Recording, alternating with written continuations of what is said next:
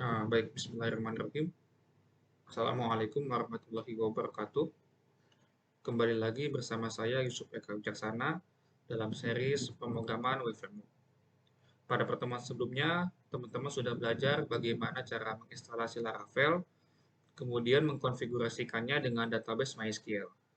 Pada pertemuan kali ini, kita akan belajar bagaimana caranya membangun API dengan menggunakan Laravel. Namun, kali ini akan dibagi menjadi dua sesi. Sesi yang pertama itu kita akan membuat API untuk input data dan juga melihat data. Sedangkan untuk sesi kedua, yakni menyunting data atau update dan menghapus data. Sebelumnya, kita berlanjut ke materi selanjutnya, kita akan sedikit membahas mengenai apa itu MVC. MVC merupakan sebuah konsep, bukan sebuah codingan, bukan sebuah library, bukan sebuah plugin dan sebagainya. Hanya sebuah konsep yang mana konsep MVC merupakan konsep yang memisahkan kode berdasarkan fungsinya sehingga memudahkan developer dalam membangun aplikasi. MVC merupakan singkatan dari model, view, dan controller yang dimana model model merupakan representasi dari database yang dimana kita bisa menginput data, melihat data, kemudian mengupdate dan juga delete dan sebagainya. Intinya yang berhubungan dengan database, kita harus memasukkan kode tersebut ke dalam model. Selanjutnya ada v yang artinya view. View merupakan suatu kumpulan kode yang mana berisi uh, tampilan dari aplikasi kita. Kalau misalkan teman-teman membangun aplikasi web biasa atau pada umumnya, view itu seperti HTML. Jadi kita memasukkan kode HTML kita ke dalam view gitu. Selanjutnya ada C yang artinya controller. Controller ini merupakan sebuah lebih mudahnya itu logik dari aplikasinya. Jadi atau ibaratnya penghubung antara model dan view dan juga gerbang utama dari rute aplikasi kita gitu. Nah, pada gambar ini yang sudah saya tampilkan di video ini, jadi alurnya itu ada pengguna. Pengguna ini mengakses misalkan alamat slash about. Maka kalau misalkan ada, maka akan munculkan about, halaman about. Yang alurnya itu pertama kita ke rute dulu. Jadi si pengguna ini misalkan uh, www.blablabla.com/about gitu. Nah, kita harus ngecek dulu di rute kita gitu, di aplikasi kita. Oh, ada apa tidak sih alamat dengan uh, apa ya, URL-nya itu /about. Kalau misalkan ada, maka akan dialihkan ke controller. Dari controller maka akan ditampilkan ke view gitu. Terus dibalikkan lagi ke sini dari view ke controller dan ditampilkan ke penggunanya gitu. Kalau misalkan si pengguna ingin mengakses halaman yang berisi data mahasiswa misalkan, maka pertama si pengguna maka si root akan mengecek terlebih dahulu gitu. Oh, ada apa tidak sih halaman yang menampilkan data mahasiswa, misalkan slash mahasiswa gitu. Kalau misalkan ada, maka ke controller dulu. Selanjutnya dari controller ke model, di mana model ada tidak data mahasiswa gitu. Maka model akan mengecek ke database. Kalau misalkan ada, akan kembalikan ke view. Dari view akan ke controller dan ke pengguna lagi gitu. Jadi sebenarnya konsep MVC itu hanya tiga, hanya model, view, dan controller. Tapi ada peranan penting di sini routing, saya masukkan sengaja. Karena tanpa routing, MVC tidak berjalan gitu. Jadi routing atau rute ini ibaratnya whitelist atau daftar yang berisi alamat-alamat pada aplikasi kita gitu. Kalau misalkan kita mengakses alamat yang tidak tersedia di aplikasi kita, maka itu not found, akan muncul halaman not found. Nah, itu juga di routing sifatnya gitu. Nah, di sini ada juga uh, saya kasih ciri ya. Kalau misalkan yang warna hijau itu request, kemudian yang biru itu respon, dan yang merah ini not mandatory, maksudnya itu di tidak terlalu diperlukan gitu. Kenapa tidak terlalu diperlukan? Karena dalam membangun konsep API, kita tidak perlu mengakses view.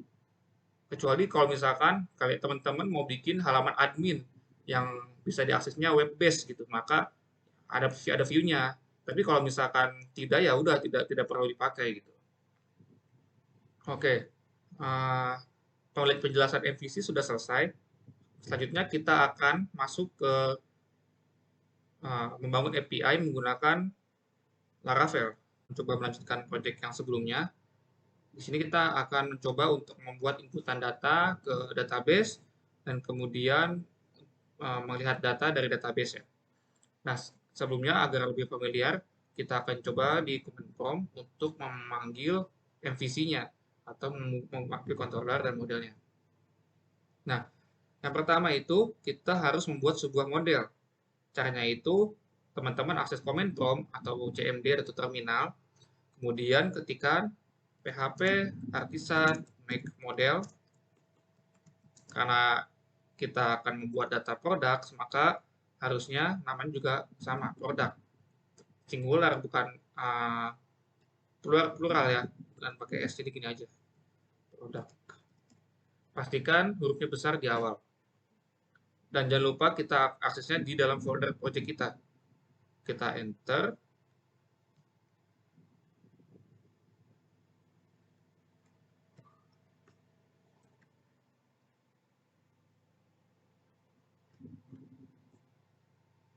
Maka model sudah dibuat. Model ini dapat kita lihat di apps, kemudian model, products. Nah, di sini sudah dibuat. Ini kita abaikan terlebih dahulu. Selanjutnya, kita akan mencoba membuat controllernya. Sama seperti model, kita masukkan perintah php artisan make. Karena kita akan buat controller, maka controller, kemudian nama controllernya apa? Product controller. Kita enter. Controller sudah dibuat, maka kita bisa melihatnya di app, kemudian HTTP, controller, product controller. Sudah dibuat controllernya. Selanjutnya, kita akan mencoba mengkonfigurasi dulu yang si modelnya, model produknya. Nah, ini. Nah, di sini kita harus mendefinisikan tabelnya. Sebenarnya kalau misalkan teman-teman namanya produk ini, terus kemudian di database kita nama tabelnya produk, kita nggak perlu mendefinisikan nama tabelnya. Tapi alangkah baiknya didefinisikan supaya tidak membingungkan. Di sini saya akan buat komentar terlebih dahulu. Ini saya kasih namanya mendefinisikan. Tabel produk.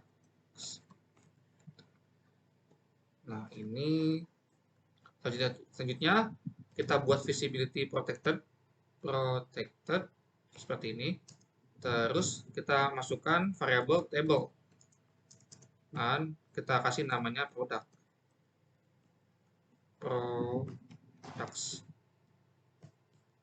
Selanjutnya kita akan mencoba mempersilahkan kolom apa saja yang bisa diinputkan langsung oleh user. Kita kasih komentar juga di sini, mempersilahkan inputan mana saja yang bisa diinput langsung oleh user. Di sini kita buat visibility protected juga. Terus namakan fillable. Fillable itu artinya bisa diisi. Nah, dalam tabel kita pastikan dulu di database ada name, kemudian ada price, ada type, dan expired at.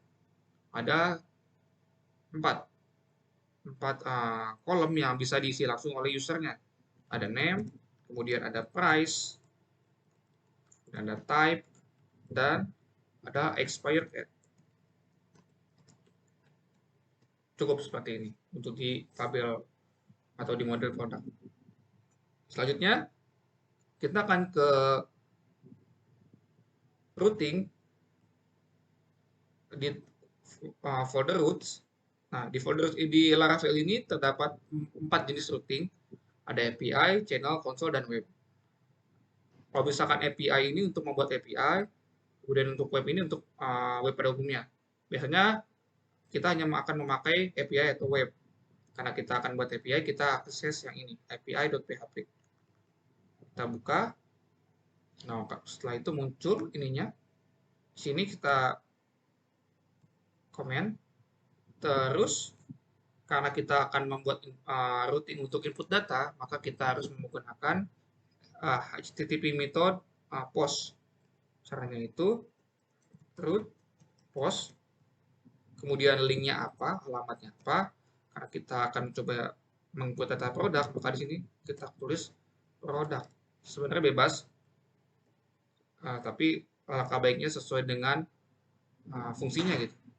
Selanjutnya, masukkan controller yang kita gunakan untuk mengakses produknya. Maka produk controller titik 2 kelas, koma, selanjutnya yaitu nama fungsinya. Nama fungsi yang kita gunakan untuk menginput data di produk controller. Kalau di sini contohnya store. Selanjutnya kita save, kita titik koma, terus kita save. Jangan lupa pastikan di sini sudah dipanggil yang baris 3 ini produk controller untuk dipasukkan di sini. Kita save. Nah, selanjutnya kita akan buka fungsi controller produk controller.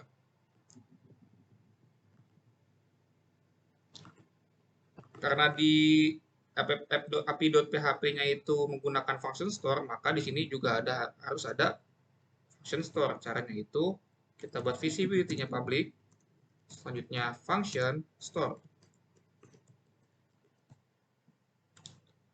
Karena kita akan membuat sebuah inputan yang masuk ke database, alangkah baiknya inputan tersebut kita validasi sebelum masuknya, gitu, supaya sesuai dengan isiannya.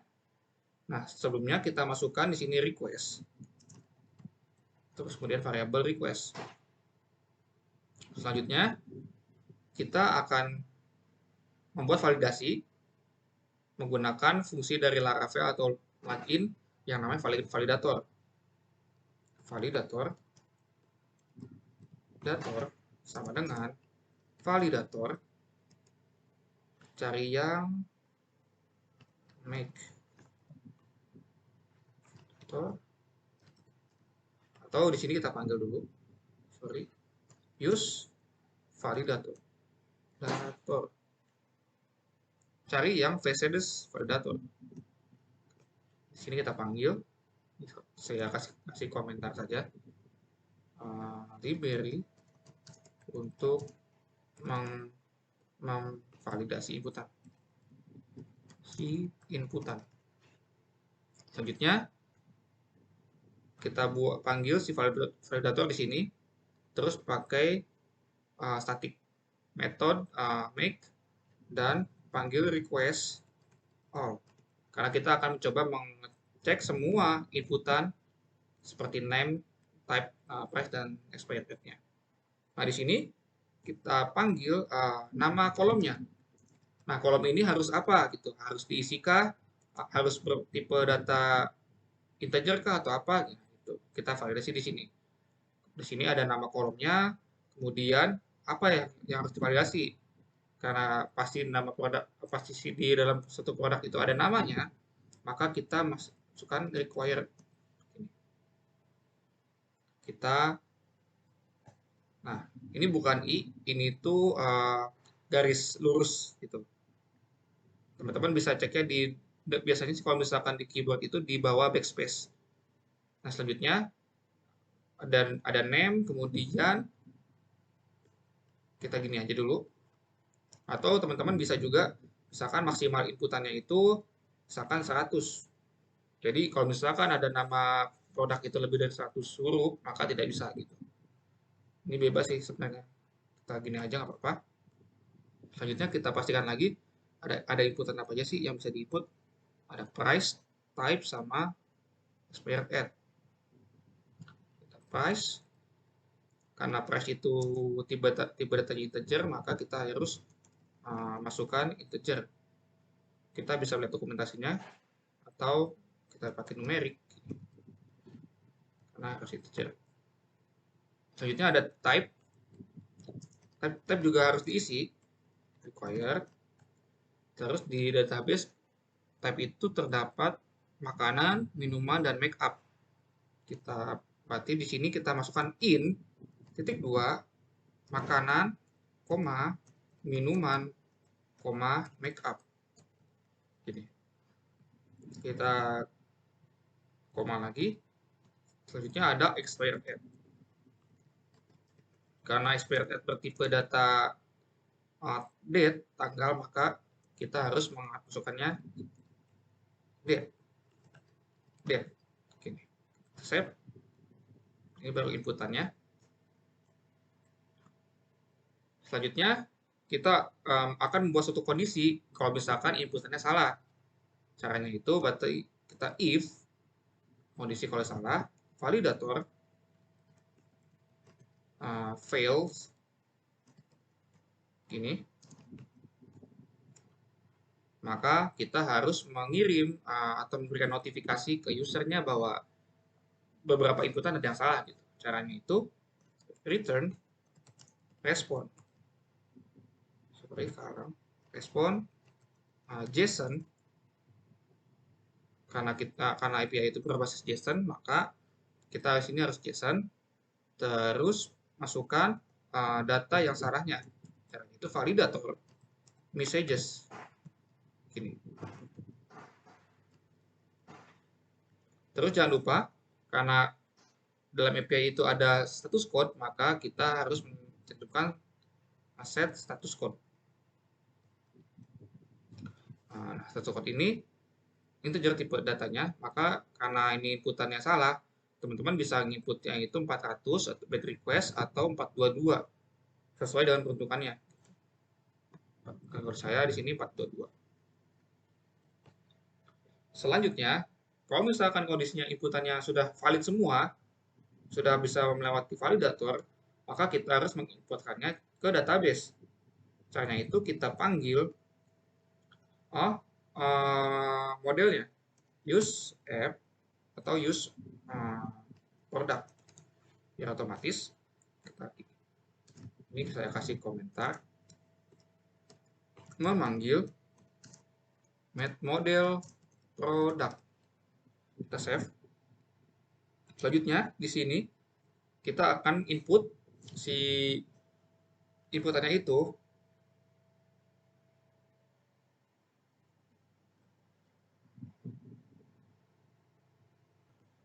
kita akan memanggil inputannya itu ke dalam function store. Maka kita harus product titik 2 create ini kita ketik koma dulu. Selanjutnya kita masukkan kolomnya apa, atau kita harus membuat sebuah variabel sementara buat penampung saja. Kita kasih nama validated, validator validate gini. Ini fungsinya untuk inputan yang sudah benar. Nah, ini saya kasih komentar lagi aja biar tidak bingung. Melakukan validasi inputan. Terus di sini kondisi inputan salah. Nah, di sini kita akan masukkan ke database ya. Ke tabel produk. Nah, di sini karena di sini name, maka di sini harus validate name. Terus ada price, validated price. Berikutnya ada type, validated type. Dan terakhir ada expired at validated expired at. Seperti ini. Sudah diinputkan, kita harus menyampaikan inputannya berhasil ke user. Karena itu return response JSON. Pesannya apa? Gitu. Misalkan pesannya itu ada, kita pasang status code dulu. Status code. Ini harus 201 karena inputan berhasil. Kalau misalkan hanya menampilkan data harus 200 biar si programmer front end tidak bingung. Maka di sini kita kasih notifikasi inputan atau data produk atau produk berhasil disimpan. Save. Ini ada yang salah. Validator messages. Tapi nggak apa-apa, kita berikan dulu, kita cek. Kalau sudah, kita PHP artisan serve di sini.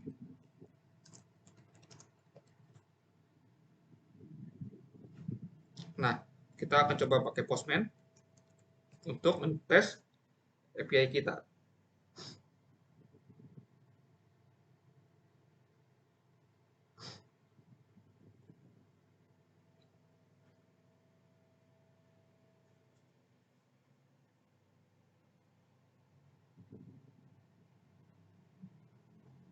Nah, ini kita buat collection baru.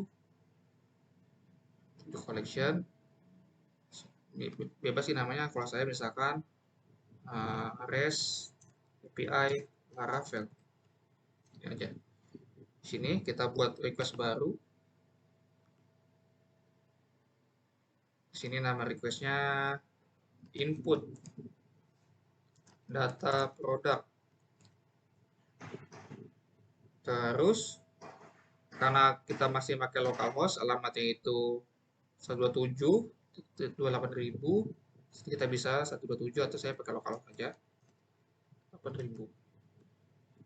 Jangan lupa karena kita API, kita harus slash API. Kemudian ditambah dengan produk. Gitu. Nah, di Laravel ini ada aturannya. Jadi kalau misalkan kita mengakses link berupa API, maka kita harus menambahkan prefix slash API. Sebenarnya ini bisa disetting juga. Kalau misalkan teman-teman mau dihilangkan juga nggak apa-apa, ada settingannya. Maka dicari lagi. Selanjutnya kita pilih HTTP method post. Itu. Terus pilih body di sini. Pilih yang kalau misalkan di sini boleh yang raw. Di sini formatnya karena jangan tag tapi JSON. Gini. Kita masukkan name. Misalkan kita buat kondisi salah dulu ya. Misalkan karena name itu harus string, maka di sini saya coba inputnya itu angka, misalkan 1000, asal aja. Terus ada lagi tadi ada type.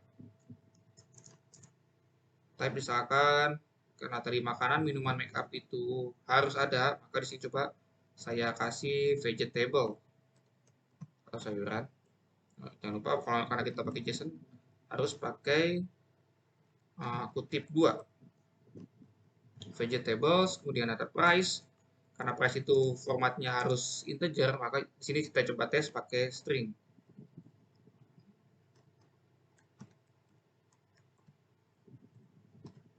Tuh, expired at.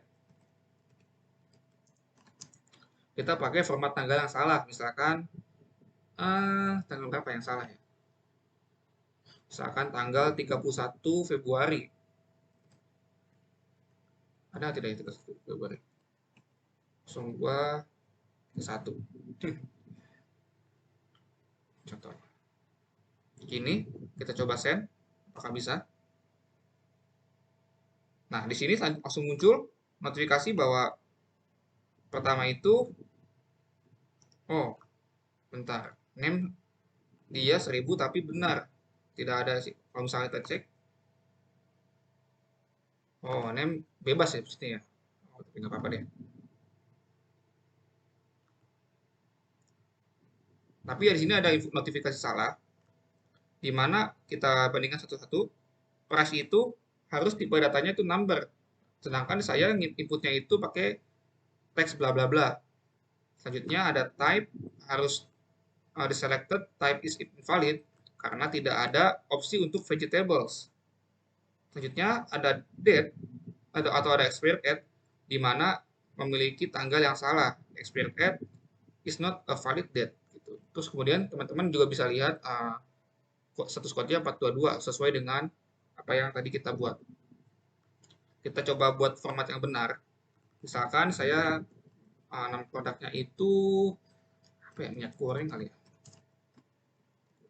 And apa sih? San ya gitu lah. Minyak goreng aja lah ya. Tipe datanya itu ya tipenya itu misalkan makanan. Contoh aja. Terus kemudian harganya itu misalkan 34.000. Terus expired date-nya misalkan bulan Mei, tanggal misalkan tanggal 1. Kita coba gini sesuai dengan format yang benar, kita send. Nah, maka di sini ada muncul notifikasi produk berhasil disimpan. Nah, ini di sini ada status code-nya 201. Selanjutnya kita coba cek di database kita. Di sini database-nya ada SPL Laravel dan produk. Nah, di sini sudah masuk datanya, gitu. Sudah bisa diinputkan. Selanjutnya, kita akan mencoba untuk menampilkan datanya dari database. Caranya sama. Pertama kita alangkah baiknya bikin root-nya dulu. Di atasnya. Root, karena kita akan menampilkan data, maka HTTP metodenya harus pakai get. Caranya get, kemudian slash, terus karena produknya bisa lebih dari satu, maka kita harus pakai S. Products, jadinya ini products.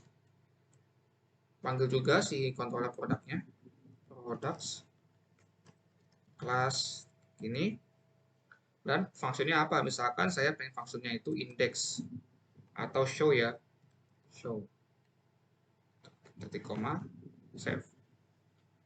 Terus sudah dibuat, selanjutnya kita akan buat di controllernya. Tadi itu pakai apa? Pakai show ya, pakai method show. Maka di sini kita harus method show juga, public function show. Karena untuk menampilkan data kita tidak harus menggunakan request seperti di atas, seperti ini. Seperti ini kita tidak harus, kita cukup gini aja. Kalau kita akan menampilkan semua data, maka kita cukup buat variabel aja biar lebih mudah. Products sama dengan produk titik 2 all. Cukup seperti ini. Teman-teman bisa mempelajarinya lebih lanjut nanti di dokumentasinya untuk penggunaan Eloquent Laravel. Nah, balik lagi kita karena kita akan menampilkannya, maka return respond karena JSON products. Terus jangan lupa set status code 200, bukan 201. 201 itu dia tipe datanya itu kalau kita cek lagi created, sedangkan kalau misalkan 200 itu berbeda. Kita save, sudah cukup untuk menampilkan data. Selanjutnya kita akan coba aksesnya di Postman. Kita buat request baru aja. Nama itu lihat data produk. Ininya localhost API slash, nah ini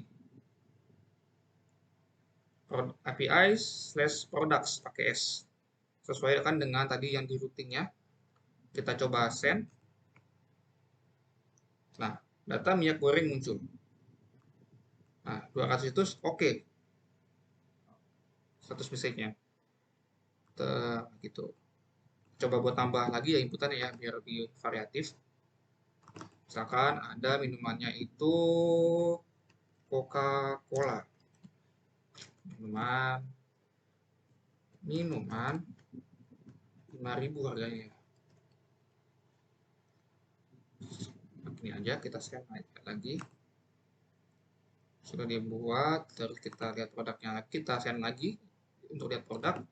Apakah datanya lebih? Minyak goreng, Coca-Cola. Gitu.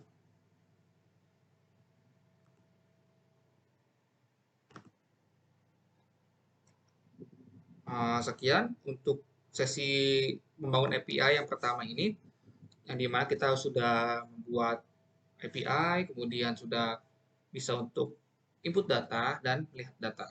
Untuk pertemuan selanjutnya atau sesi 2-nya, kita akan membangun API yang mana kita bisa mengupdate data dan hapus data. Dan ini akan berlanjut dari pertemuan hari ini dan seterusnya gitu. Baik, sekian dari saya. Mohon maaf apabila banyak kekurangannya. Wabillahi taufiq walhidayah. Wassalamualaikum warahmatullahi wabarakatuh.